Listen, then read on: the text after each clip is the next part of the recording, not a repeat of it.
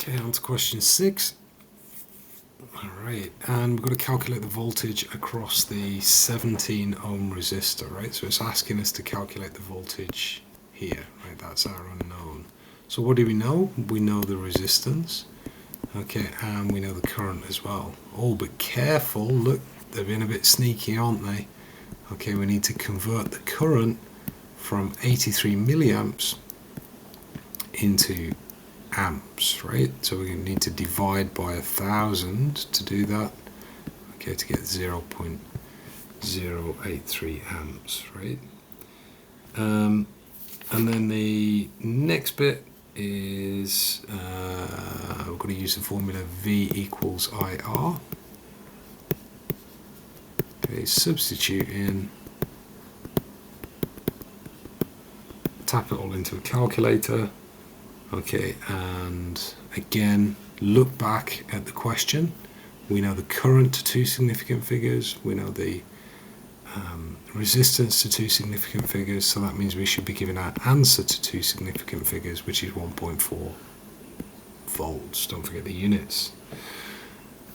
State the voltage across the 6.2 resistor. Right now, every time it says state, it means that you should just be able to write it down.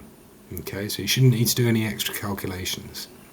Okay, and you may remember that in a parallel circuit, okay, that voltage 1 is going to be equal to voltage 2 is going to be equal to voltage 3. Okay, because the voltage is the same across each component in a parallel circuit. So that means we can just write it down. It's the same. Calculate the current in the battery. Okay, so we've used the rule for voltage in a parallel circuit. So what's the rule for current in a parallel circuit? Well, you can see, look, the current here, 83 milliamps is going in that direction. 228 milliamps is going in that direction. Okay, and all of the current is coming from here, right? Okay, so it's just saying what's the current coming from that point there, right? So you just add them up. It's as easy as that. 83 plus 228 milliamps, okay, and that gets us 311 milliamps. Easy as that.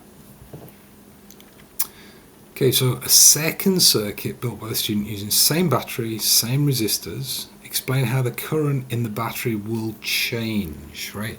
Now that the resistors are connected in series, right? So you're comparing back to this part. How do we know that this is all part of the same question? Well, look, it's all part of question 6, isn't it? Right? Okay, so it's asking you to compare back, okay? We've got the same battery, the same resistors, right? Okay, so what do we know? If it's the same battery, what do we know about the voltage? Okay, we know that this must be the same as previously. All right. What about the resistance, right? Well, here the electrons can either go through this resistor or go through this resistor. So there's two possible routes that the electrons can take, right? So that has the effect of lowering the overall resistance of the circuit, right? But when you put the resistors in series like this, they've got to go through this resistor first, and then they've got to go through this resistor, right?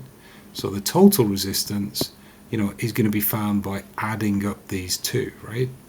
So the total resistance has increased compared to the previous circuit. Okay. Why? Because you got one resistor, one after another like that, right? We don't need to do any calculations, so let's not, right? Let's just analyze this formula.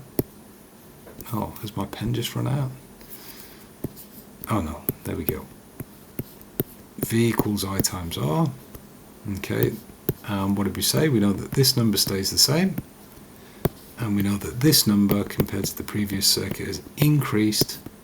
Okay, so that means that this number here must have decreased. And if you wrote that and nothing else, you get 2 marks.